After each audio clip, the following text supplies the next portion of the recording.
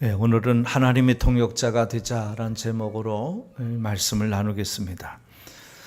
바울 사도는 본문에서 우리가 읽은 대로 여러 사람의 이름들을 기록하게 했고 그것을 소개하고 그리고 골로새 교회 사람들에게 이 사람들에게 문안 인사를 드리라라고 그렇게 강조하고 있습니다.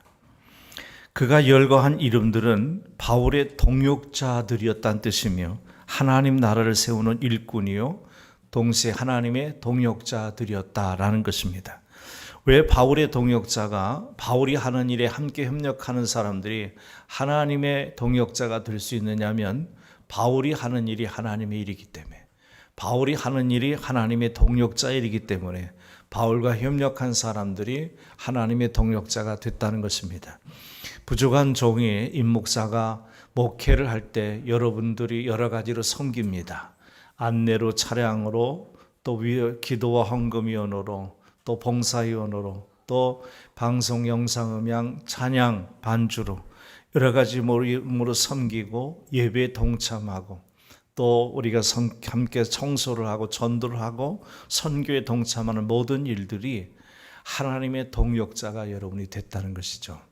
바울은 오늘 골로새 교회 마지막 부분에 끝 인사를 하면서 이렇게 여러 사람들의 이름을 거론하며 이들에게 문안하라, 이들에게 인사하라 라고 얘기하는 대목을 오늘은 마지막 골로새 교회 강해를 하면서 여러분과 함께 살펴보려고 하는 것입니다. 이런 사랑스러운 이름들이 만약에 없었다면, 바울이 지금까지 거론했던 사람들이 바울 곁에 없었다면, 바울이 전도하고 선교하고 교회를 세우고 목회하는데 이들의 동역자가 없었다면 바울 서신에 기록되어 있는 많은 교회들은 제대로 건강하게 성장하지 못했을 것입니다. 어떻게 아름다운 교회를 세울 수 있었을까? 그 바울은 얘기하는 겁니다. 나의 이러한 동역자들 때문에 가능했다라는 것입니다. 그들의 협력과 섬김이 고마워서 바울은 그 이름을 불러 하나님께 영광을 돌리고 있습니다. 여기서 우리가 교훈을 받는 두 가지가 있는데 오늘 두 가지 얘기를 전하도록 하겠습니다. 첫째는 교회 공동체는 사랑의 교제를 해야 한다는 것을 배우게 됩니다. 오늘 본문에서 바울은 그들의 이름을 기록하면서 신앙의 열심과 헌신에 대하여 장점들만 칭찬합니다. 사람에게는 단점도 있고 장점도 있잖아요. 근데 바울은 그들의 단점인 허물과 부족함과 모자람은 본문의 성경에 기록하지 않았어요. 그들의 장점만 끄집어서 그들을 칭찬하고 있는 모습이 나옵니다. 바로 이런 일들을 통해 성도 간에 사랑의 교제가 이루어진 것입니다. 우리는 바울처럼 다른 사람의 장점을 찾아내서 모일 때마다 칭찬하고 격려하며 사랑의 교제를 또 교회 공동체가 되기를 소원합니다. 여러분, 가끔 어느 공동체 모임에 가면은 사람들끼리 서로 교제하고 얘기할 때 그런 얘기를 합니다. 아, 그 사람 참 성격이 너무 급하고 너무 강해. 그래서 그 사람 많은 사람에게 상처를 줘. 그 사람이 난 좀 불편하고 거치장스럽다라고 할 때에 가만히 듣고 있던 어떤 한 사람이 이렇게 얘기를 합니다. 그래도 그 사람이 성격이 화끈하다 보니까 일 처리할 때는 흐지부지 아니하고 시원스럽게 잘하잖아. 장점만 얘기한 거죠. 전자는 단점만 얘기한 거고. 저 여러분에게도 단점이 있고 장점이 있습니다. 교회가 병들고 썩고 무너지고 당회가 깨지고 교회가 분열이 되는 것은 다 단점만 자꾸 얘기하기 때문에 그렇습니다. 교회는 단점만 얘기하는 것이 아니라 장점을 칭찬해주고 그것을 존중해주는 것이 교회 공동체입니다. 예수님께서 우리에게 오셔서 누구를 구원할까? 어떤 사람을 내가 천국에 데려갈까라고 골랐을 때에 성경에 나오는 사람들 중에 다윗에게만 유달리 하나님은 그런 얘기를 했어요. 다윗은 내 마음에 합한 자다. 다윗이 내 마음에 쏙 들었다라고 합니다. 사울도 하나님께서 그를 당신의 마음에 들어서 초대 왕으로 세웠지만 사울의 인생의 끝말은 얼마나 비참하게 끝났습니까? 인생에 모든 사람들이 장점과 단점이 있는데 하나님께서 우리에게 단점을 보고 천국에 데려간다면 아무도 데려가지 못할 것입니다. 그냥 우리 하나님께서 우리를 보실 때 오늘도 우리의 허물과 죄를 갖고 공격하는 것이 아니라 어떻게 하면 저들의 허물을 덮고 저들의 상처를 치유하고 저들에게 용기와 은혜를 줘서 다시금 거룩한 성도의 길을 가게 할까? 주님은 거기에 온 정성과 관심을 기울이겠다는 거죠. 바울의 오늘 모습도 자기의 동역자들을 그렇게 소개하고 있는 장면을 보게 됩니다. 이러면서 교회 공동체는 이렇게 사랑의 교제가 이루어지는 공동체가 되어야 된다라고 한 것입니다. 사실 골로새 교회 성도들을 생각해 보면 바울이 얼마나 고맙고 기쁜지 몰라요. 골로새는 이단들이 사상을 가지고 있는 자들이 순전한 성도들을 흔들었고 그들에게 혼란을 줬고 상처를 주고 유혹에 넘어가는 일이 발생했는데도 불구하고 다행스럽게 그 미혹에 넘어가지 않고 꿋꿋하게 바울의 가르침을 그들은 본받아서 이제 시험을 이긴 성도들이니 얼마나 대견스럽고 얼마나 사랑스럽고 얼마나 예쁘고 얼마나 고마웠겠습니까? 그래서 그 이름을 하나하나 부르며 만천하에 소개하고 있는 것입니다. 예수님도 이렇게 복음을 위해서 수고한 종들을 자랑하기를 좋아했습니다. 마가복음 14장 1절이나 요한복음 21장 1절 8절, 누가복음 7장 36절 46절에 공동서신에 보면은 이 6월절에 이를 무렵에 대제사장 서기관들은 예수님을 어떻게 하면 잡아놓을까라고 음모를 꾸미고 있는 그 시간에 예수님은 한 집에 초청을 받게 됩니다. 그 집은 문둥이 시몬의 집이었습니다. 식사 초대를 받았어요. 근데 식사하실 때에 한 여자가 그 집에 들어왔습니다. 그래서 그 여자는 자기의 값진, 매우 값진 향유 한 300데나리온, 늘 제가 말씀드리지만 300데나리라는 그러한 돈의 가치는 우리나라 돈으로 환산해 보면 근로자가 1년치의 월급을 10,000원 정도의 분량입니다. 그 값싼 향유를 모았다는 것은 이 여자가 처녀였는데 시집가기 위해서 준비한 그러한 물품이었을 것입니다. 순전한 나드 한 옥합을 가지고 와서 옥합을 깨트리더니 예수님 발에 붓고 자기의 긴 머리카락으로 예수님의 발을 닦아드렸습니다. 우리가 잘 알듯이 유대의 사람들은 그 맨발 쓰레빠 같은 신발을 많이 신고 다녀요. 그 먼지가 많이 나요. 건조하기 때문에. 그래서 손님이 초대해 오면은 밖에서 들어올 때에 그 손님이 항상 현관문 밖에서 손을 혹은 발을 씻고 들어올 수 있게끔 물동이를 항상 준비해 놓는 게 기본적인 예입니다. 그런데 이 여인이 예수님의 발을 물로 씻어드리지 않고 그냥 아주 좋은 향기 나는 그 옥합을 깨뜨려서 향유, 나드 향유 순전한 한 옥합을 예수님 발에 붓고 머리카락으로 닦아드렸던 것입니다. 계산기에 밝은 가룟 유다, 그 12명의 제자 중에 회계 담당자였어요. 가룟 유다가 이 옥합에, 그러니까 1년치 근로자의 노동이니까 몇 천만 원 될 수 있잖아요.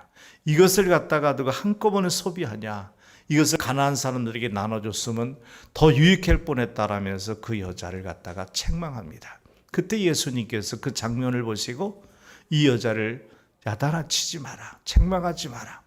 이 여자는 참으로 옳은 일을 하였느니라 라고 하면서 왜 옳은 일이냐? 내가 죽게 될 때에 이 여자는 내가 십자가에 죽게 되는 죽음의 고난을 예비한 행위를 한 것이다. 그런 얘기를 하시면서 예수님이 이어서 말합니다. 너희가 온 천하의 복음을 전할 때에 이 여자가 행한 일도 함께 말하라. 그렇게 얘기합니다. 사람들이 사람을 추켜 세우면 교만해집니다. 하나님도 그것을 사람이 추켜 세우는 것을 원치 않습니다.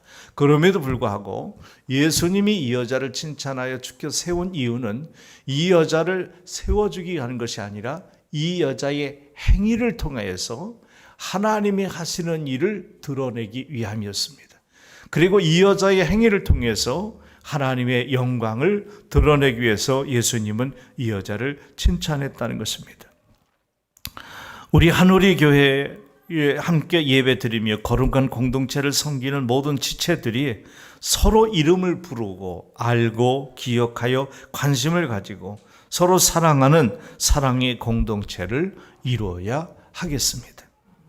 서로의 아픔을 함께 나누고 기도를 부탁하고 히브리서 10장 24, 25절에 기록된 대로 사랑과 선행을 이루어가는, 사랑과 선행으로 서로를 격려하는, 이게 히브리서에서 유일하게 교회 공동체의 모습을 표현한 성경 구절인데, 교회 공동체는 사랑과 선행으로 서로를 격려하며, 이것이 복음성가의 가사로 나오죠. 사랑과 선행으로 서로를 격려하는 공동체, 이게 바로 교회의 공동체라는 것입니다. 무슨 말을 해도 흉이 될 것이 없는, 허물을 서로 덮어주며 가리워주어 사랑의 본질이 실현되는 공동체를 이루어야 한다는 것입니다. 여러분, 왜 사랑과 선행으로 서로를 격려하며 사랑으로 대해야 될까? 성경이 두 군데를 통하여서 그 원인을, 그 이유를 저는 이렇게 말하고 싶습니다. 시편 16편 3절인데 한번 읽어봅시다. 시작. 땅에 있는 성도는 어떠한 자니? 존귀한 자니 나의 모든 즐거움이 저에게 있도다. 하나님은 이렇게 얘기합니다. 여러분과 저와 여러분은 존귀한 자인데 하나님의 즐거움이 우리에게 있대요. 할렐루야. 하나님의 즐거움이 우리에게 있대요. 우리 시우, 우리 손주가 그렇게 오면은 막 표현하고 잘 따랐어요. 지금도 잘 따르지만, 근데 그 작은 애는 이상하게 뚱했어요. 지 엄마만 찾고. 근데 언제부턴가 먼 데서 보고 차에서 내리거나 보면 할아버지만 눈에 띄면 할아버지, 그리고 막 오늘도 좀 들어오자마자 할아버지 그러잖아요. 막 뛰어와가지고 안겨요. 제가 그것을 보면서 설교 준비를 할 때 시편 16편 3절을 생각한 거예요.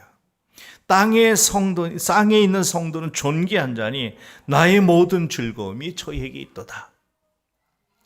내 땅에 있는 내 손주는 존귀한 내 새끼니 나의 즐거움이 저에게 있도다. 그런 거를 내가 느낀 거예요. 하나님이 우리를 보고 얼마나 좋으신지, 저와 여러분을 보고 땅에 있는 성도는 존귀한 자니 나의 모든 즐거움이 저에게 있도다. 얼마나 감격적인 표현입니까?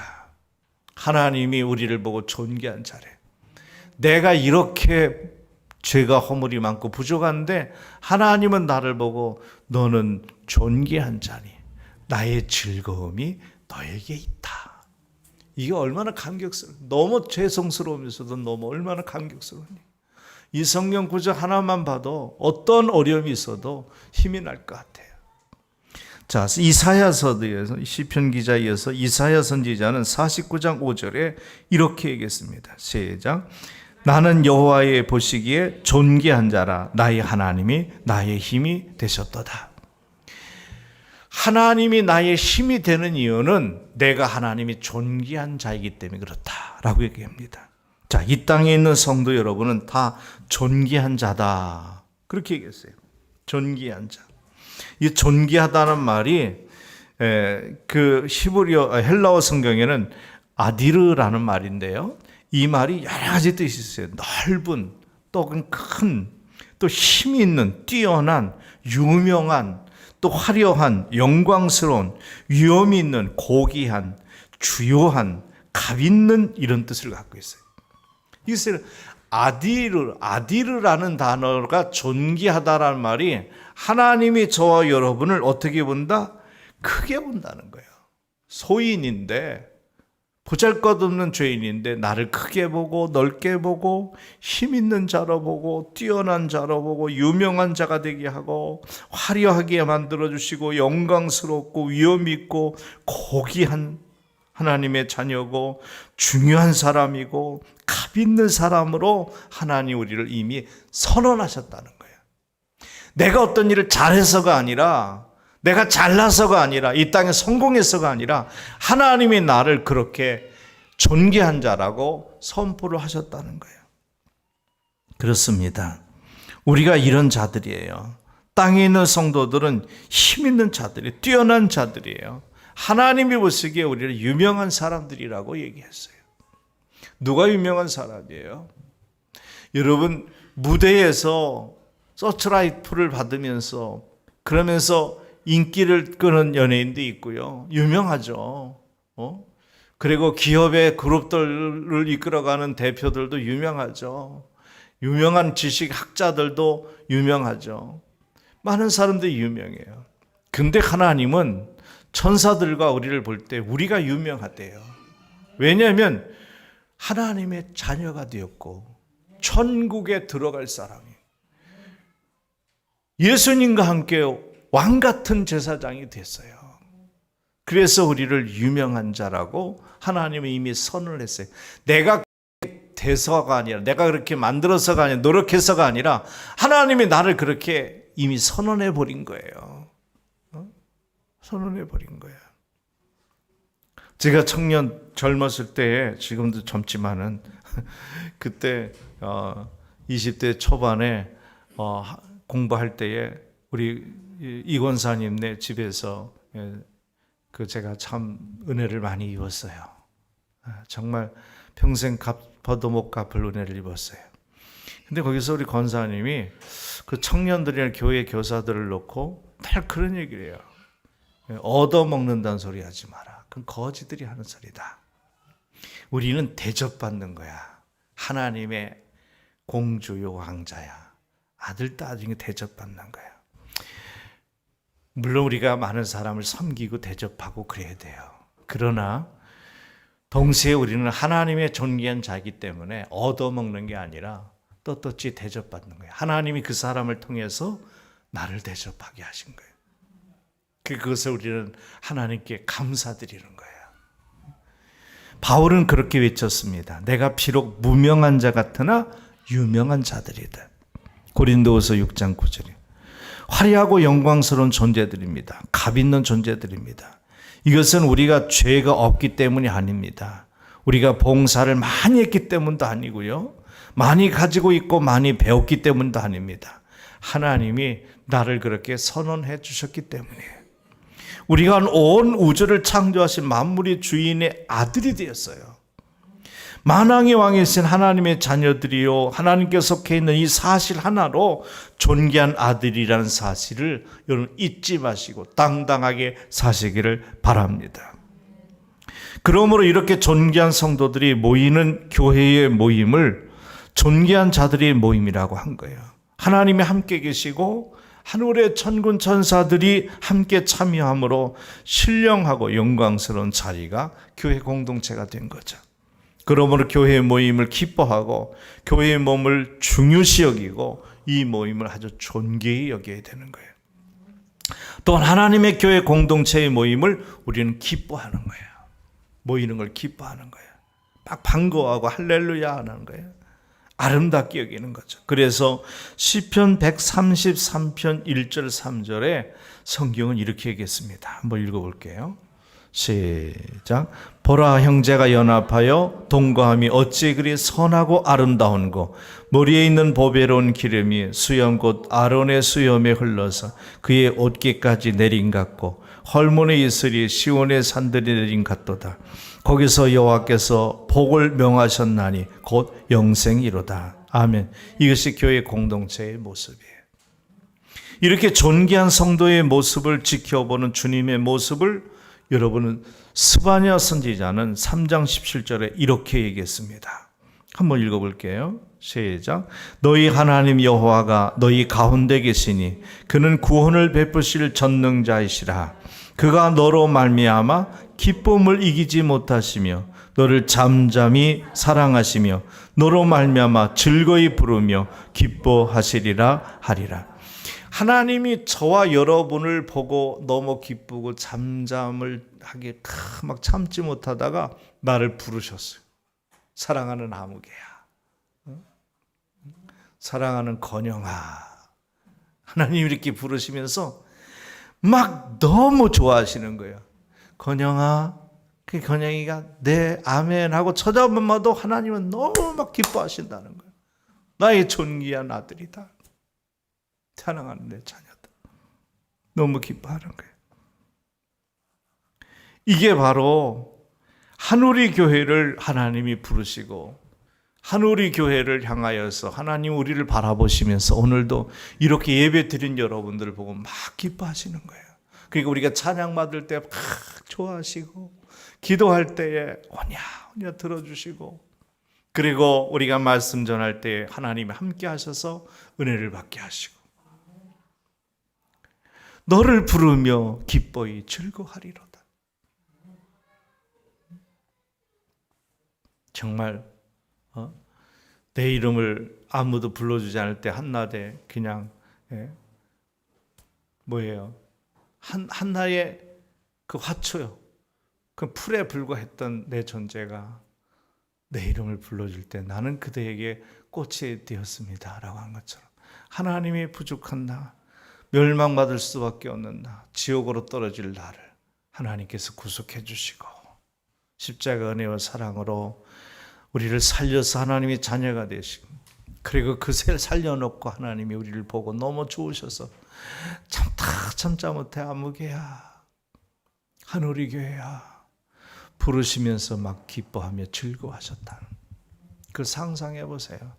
얼마나 감사하고 고맙고 이 은혜스러운 일입니까? 끝으로 두 번째, 교회 공동체는 하나님의 동역자들의 모임입니다. 골로새서 4장 7절 14절에는 장황하게 이름들이 열거되면서 칭찬하고 감사하고 그 이름을 부르며 하나님께 영광을 돌리고 있는데요. 서두에서 말씀드린 대로 8명의 이름을 바울은 골로새 교회의 성도들에게 소개합니다. 두기고, 오네시모, 아리스타고, 바나바의 조카 마가, 유스드라 하는 예수. 여기서 예수님 얘기한 게 아니라 동명 유스드라 하는 그 예수, 에바브라, 그 다음에 누가, 데마를 소개합니다. 총 8명의 성도의 이름을 각각 부르면서 인사하고 있어요. 그 밖에 골로새 교회에 많은 분들이 있었지만 그들 중에서도 8명 성도를 이름을 특별히 바울은 기억했다는 겁니다. 바울이 로마서를 쓸 때에 로마서를 보면 여러분 로마서 16장까지 있죠. 로마서를 읽어보면 로마서에 바울이 그 동역자들을 소개하는 사람 이름이 35명 나와요. 정확히 35명의 이름이 소개되는 것이 로마서에서 기록되어 있어요. 이 아름답고 영광스러운 이름들을 모두가 다 하나님의 동역자들입니다. 빌레몬서 1장 24절에는 나의 동역자 마가 또 아리스타고 데마 누가가 문안하느니라 라고 하면서 이렇게 얘기하죠. 나의 동역자라고 소개합니다. 이들로 말미암아 그리스도의 몸이 세워졌고 교회가 세워졌습니다.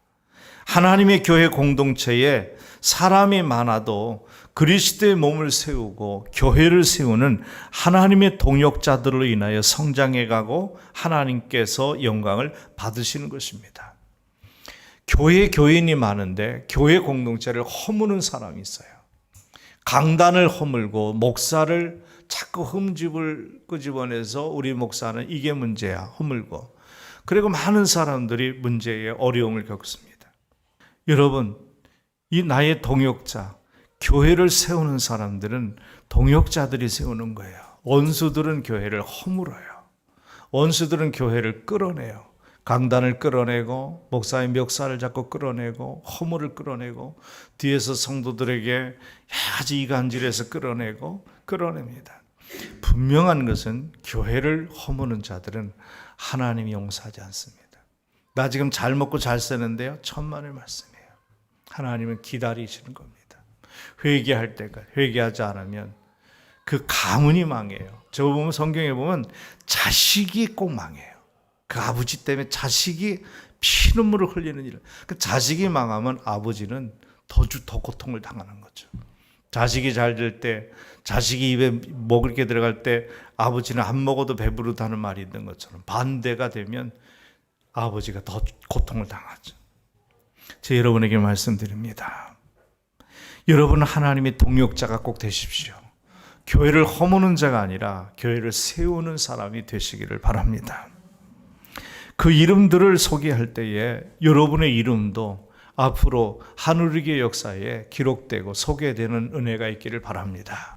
제가 우리 자식들하고 지난 며칠 동안 여행을 갔다 왔습니다. 가족여행을 며느리들까지 다 휴가 내서 잠깐 지방에 갔다가 쉬었다가 왔는데, 가끔 제가 우리 자식들한테 옛날에 아무개 집사님이 참 이랬을 때에 참 고마웠던 분인데 지금도 기억이 나고 참 보고 싶다라는 얘기를 한 적이 있습니다. 바울이 그랬던 것이에요. 자기가 동역하는 목회 사역의 선교 현장에 자기의 동역자로서의 함께 협력했던 자들을 소개하면서 골로새 교인들에게 이러이러한 분들에게 문안을 해라. 그들은 나의 동역자였다라고 얘기를 합니다.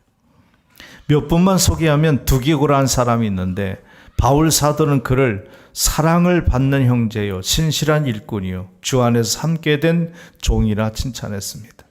아리스다고라는 사람은 바울이 함께 옥에 갔을 때에 갇히면서 바울이 옥에 갇힐 때 같이 들어갔어요. 그리고 고난도 함께한 바울의 동역자였습니다. 여러분, 내가 고통을 당하고 옥에 갇힐 때에 함께하는 거, 내가 여행 갈 때 동행하는 거, 그건 쉽습니다. 내가 뭐 맛있는 거 먹으러 갈 때 함께 동행하는 거, 그것도 즐겁습니다. 그런데 내가 고통을 당하는 현장에, 내가 감옥에 갈 때 같이 고통을 당해지고 같이 갇혀지는 동역자는 그 동행은 쉬운 일이 아닙니다. 근데 아리스다고가 그렇게 했다고 바울은 소개하면서 그를 칭찬합니다. 교회가 어려움을 당할 때에 먼 곳에 피신하듯이 도망쳐 나와서, 그리고 자그만 그 공동체를 이룰 때에 지금까지 6년 동안 저와 함께한 나의 동역자들이 여기 앉아 계십니다. 거기는 나의 인척도 가족도 있고 사랑하는 나의 또 그 못지않은 나의 사랑하는 우리 집사님들 가족들도, 또 성도님 가족들도 계십니다. 잊지 못할 나의 동역자들이죠. 여러분들이 버팅겨주고 있고 여러분들이 그 자리를 지켜주고 있기 때문에, 오늘도 함께 예배하기 있기 때문에 저는 여기에 서 있을 수 있다고 저는 생각이 돼요. 한 사람이라도 없어지면 저는 무너질지도 몰라요. 한쪽이 무너지는 것처럼 쓰러질 수도 있어요. 이것은 내가 정말 목회하면서 경험해보고 느껴보지 못했던 그런 아주 신기한 느낌입니다. 큰 일꾼이 교회를 떠날 때도 마음 아프고 속상했지만은 그냥 그 사람 여기까지의 내 목회 협력자인가 보다 하고 잊어버렸습니다. 신방을 왜 안 가냐고 옆에서 해도 이미 떠난 사람 가서 서로 불편하고 힘들게 하면 뭐합니까? 그 사람이 새로운 지역에 가서 또 새로운 사역을 할 수 있도록 축복해주고 격려해주고 기도해주는 것밖에 나는 하고 싶지 않습니다. 그래서 많은 사람들이 곁을 떠났습니다. 한 목사가 목회하는데 교인이 들어와서 끝까지 함께하는 사람이 몇 명이나 되겠습니까? 이사 가서 떠나고, 새로운 사명을 받아서 떠나고, 상처받아서 떠나고, 다른 이유와 목적으로 또 사업 때문에도 떠나고, 그런 일들이 종종 있습니다. 그것을 정 때문에 서운하지만은, 그러나 바울은 무수하게 당신의 목회사에 7개 교회를 목회하고 세우면서 수많은 사람들이 자기 곁에 왔다가 다 떠나고 어느 날은 정말 이 아리스다고 같은 사람하고 둘이, 어떤 데는 신라와 함께 둘이 감옥에 갇혀 있고 모두 자기 곁을 떠난 적도 있었습니다.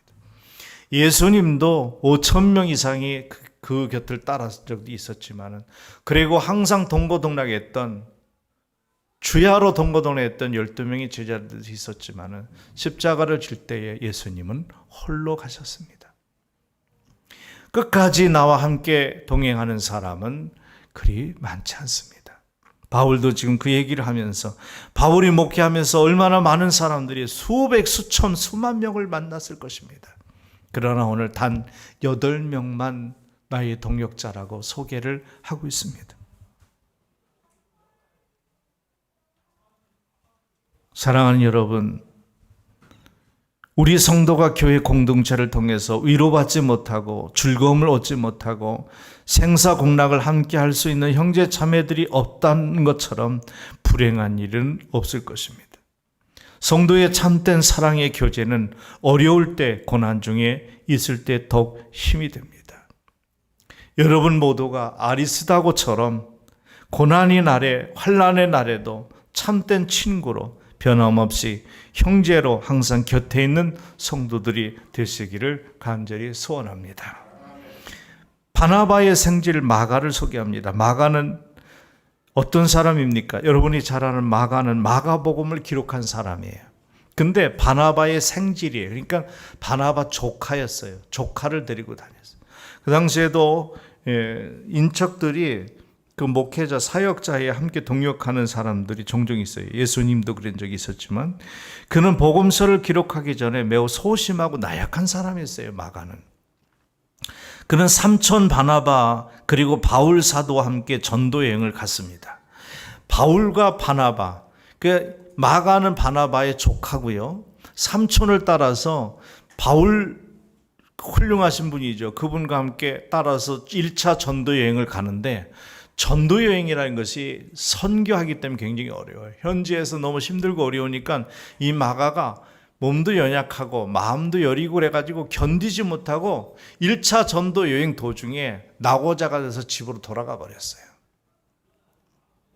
그래서 이제 전도 여행이 끝나고 1차 전도 선교 프로젝트가 선교 일정이 다 마치고 나서 2차 전도 여행을 준비할 때에 바나바가 바울한테 그렇게 얘기합니다. 조카 마가를 다시 데려가겠다. 그렇게 얘기했어요. 그랬더니 바울이 뭐라는지 알아요? 안 됩니다. 그러니까 바나바가 왜 안 됩니까? 마가 그놈은 지난번 1차 전도여행 때 같이 동행했다가 중간에 힘들다고 찡찡짜하고 힘들다고 도중에 하차하고 집으로 도망갔지 않습니까? 그런 애를 어떻게 또 데리고 가려고 하느냐고. 우리 전도 일행의 팀워크만 깨지고 분위기만 나빠지고 그리고 사귐만 떨어집니다. 마가 데려가면 안 됩니다. 그 바울이 그렇게 반대를 했어요. 그러니까 바나바가 내가 데리고 갈 테니까 걱정하지 마라 그랬더니 안 된다고. 그것 때문에 바울과 바나바가 싸워요. 선교의 현장에서 준비하다가 싸워요. 여러분 바울과 바나바가 싸우면 안 되잖아요. 근데 둘이 싸워요. 왜? 마가 데려가자 말자라는 것 때문에. 결국은 어떻게 돼요? 두 사람이 갈라져요. 깨져요. 선교가 팀워크가 깨져요. 그 바울은 절대 불가하다고 따로 가고 바나바는 따로 선교를 가요. 그때 바나바가 마가를 데리고 가요. 마가가 삼촌 길을 따라가면서 어떤 생각을 했을까요? 얼마나 미안했겠어요. 삼촌한테 얼마나 죄송스러웠겠어요. 그리고 마가가 훌륭하게 2차 전도 여행을 모든 코스를 다 완주하고 돌아옵니다. 그리고 마가가 그 후에 누구를 만나면 베드로를 만나서 베드로에게 성경에 대해서 가르침을 받아요. 그러니까 이제 베드로와 바울의 차이점은 뭐예요? 바울도 능력이고 베드로 능력이 있는데 바울은 지적인 능력이 좀 더 있고 베드로는 못 배웠기 때문에 지식적인 능력은 없어요. 우리가 바울 서신과 베드로 서신을 비교해서 읽어봐도 바울의 표현법이 상당히 고상하고 월등히 뛰어난 표현을 많이 써요. 근데 베드로가 그럼 무식하고 부족하냐? 아니에요. 베드로에게는 능력이, 그러니까 뭐랄까 성령의 권세가 굉장히 많이 나타나요. 그러니까 이런 일들을 볼 때에 가룟 유다를 빼고 11명의 사도들이 모일 때의 대표잖아요. 최초의 초대교회가 마가 다락방에서 세워지는데 거기 최초의 당회장이 베드로가 대표 사역자였잖아요. 그리고 거기서 이제 베드로한테 마가가 배운 거예요. 배우고서 성경을 배우고 담대해지고 믿음이 생겼어요. 그래서 바나바를 따라서 선교여행을 마친 거예요. 바울이 그 사실을 마가가 새롭게 훈련이 잘 돼 있는 사람이라는 것을 알았다면 한번 그때는 속상했지만 같이 데려갑시다 할 수도 있었을 거예요. 그러나 바울은 그러한 사명 없이 가는 사람은 이 길을 갈 수 없다라고 거부했고 따라갔고 바나바가 마가를 데리고 갔다 왔어요. 근데 여러분 아세요? 훗날에 그 나약했던 선교의 도중에 하차하고 실패했던 마가가 결국은 예수님의 행적인 마가복음을 기록하게 돼요. 우리는 뭘 여기서 배우냐면 저 사람이 흠이 있고 부족하고 모자란 게 있다 해서 그를 갖다가 그렇게 과소평가하고 우리가 미리 앞서서 성급하게 그 사람을 무시하거나 그렇게 평가하면 안 돼요. 공부 좀 못했다고 해서, 키가 좀 작았다고 해서, 또 마음이 여리다고 해서 그 아이가 이 다음에 커서까지도 무능하고 모자란 사람이 되는 것은 아니에요. 누구를 만나느냐에 따라서 그 인생이 바뀌고, 또 정말 하나님께서 그 인생을 붙잡으시면은 이렇게 훌륭한 예수님의 행적을 기록하는, 복음서의 마가복음을 기록하는 큰 훌륭한 사도가 될 수 있었다는 것이죠. 바울 사도는 이제 그 마가를 그 후에 알고 나서 자신이 먼저 용서하고 그를 영접하라고 부탁합니다. 그래서 그는 그의 마지막 편지인 디모데후서, 바울 서신의 마지막 편지가 디모데후서인데, 디모데후서에서 보면 디모데후서 4장 11절에 가보면 그런 말이 있어요. 마가가 자기의 일에 매우 유용했다라고 마가를 칭찬해요. 바나바하고 1차 전도여행에서 좀 힘들다고 찡찡대면서 돌아갔던 마가를 2차 전도여행에서 들고 가는 것을 반대하고 싸우고 따라갔던 바울이 후에 마지막 바울 서신을 쓰면서 디모데에게 이야기하기를 마가는 나에게 매우 유익한 사람이었다라고 그렇게 소개를 해요. 그러니 무엇을 얘기합니까? 바울이 전하는 핵심은 뭐예요? 예수 그리스도 복음이에요. 근데 예수 그리스도에 대해서 낱낱이 기록을 한 마가가 그 행위 때문에 바울은 마가를 보고서 나에게 매우 유익한 사람이었다. 그러면서 그를 영접하라. 마가를 영접하고 마가를 대접하라 라고 했다는 것입니다.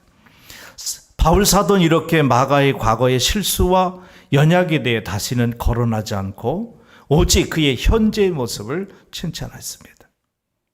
우리 그리스도인들도 누구나 할 것 없이 허물이 많고 실수를 잘하고 부족합니다. 제가 우리 성도님들 미안하지만 여러분들이 다른 한빛장로교회나 우리 분당 한빛교회나 샘물교회나 또 반석선교교회나 우리 교회 역사의 히스토리 이름인들인데, 이런 것에 수백 명이 저를 만나서 신앙을 하고 세례를 받고 또 결혼 주례도 받고 또 직분이 임명을 받고 재직이 되고 그래서 지금도 어디선가 각자의 신앙을 잘하고 있습니다. 목회자가 된 사람도 있고요. 그런데 여기 남아있는 여러분들이 그 사람들보다 월등히 뛰어나고 돈도 많고 실력도 많고 신앙의 경험도 많아서 저는 여러분들을 존귀한 나의 동역자로 소개하는 것이 아니라, 다른 뜻이 아니라 바로 지금도 변함없이 이 자리에 나와 함께 있기 때문이라는 거예요. 바울은 그것을 더 중요시 여긴 거예요. 오늘 말씀을 맺겠습니다. 오늘로부터 골로새서 강해를 마치게 됩니다. 거룩한 교회 공동체라는 내용을 가지고 설교를 했는데, 우리는 사랑의 교제를 이루어 예수 생명 역사가 있는 거룩한 교회의 기쁨과 즐거움이 있기를 힘쓰고, 우리 한 사람 한 사람이 하나님의 동역자들이 되어서 주를 기쁘시게 하는, 그리고 정말 우리 기억에 여러분의 이름들이 항상 늘 기억되는, 그래서 하나님의 동역자로 하나님도 여러분을 기억하는 그런 은혜가 있기를 주의 이름으로 축원합니다. 아멘.